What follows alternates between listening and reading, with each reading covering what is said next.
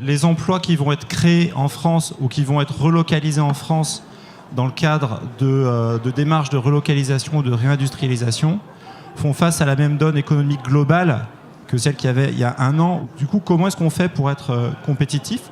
Le management au quotidien des entités industrielles est un sujet qui est souvent négligé dans les discussions ou dans les travaux qui sont menés autour de la réindustrialisation et de la relocalisation.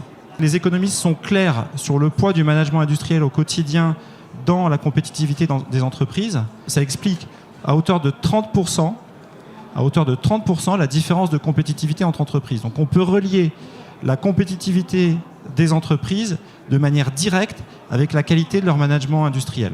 Or, c'est un levier qui est rarement mis en œuvre. Et pourquoi est-ce que c'est rarement mis en œuvre ?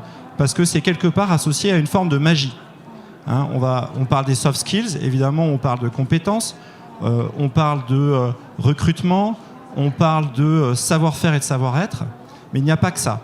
Ces invariants du management industriel, ils ne sont pas si nombreux. Moi, je les regroupe dans 3 piliers. Premier pilier, c'est le pilier du management des ateliers. Mais si vous travaillez uniquement sur le management des ateliers, votre performance industrielle et votre compétitivité vont être limitées par des goulots d'étranglement.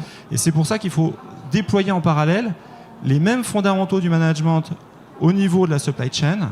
Et troisième pilier qui est indispensable aujourd'hui, également sur le pilier du management digital. Donc, pas de magie, de la méthode et de l'organisation. Voilà, donc en conclusion, dans la relocalisation et la réindustrialisation, on peut et on doit agir sur des leviers d'industrie 4.0. On doit également agir en termes de management industriel sur la prise des décisions stratégiques. Également, il faut déployer, et c'est un incontournable, les fondamentaux du management industriel. Et c'est à ce prix-là qu'on va pouvoir accompagner et donner toutes ces chances à la réindustrialisation.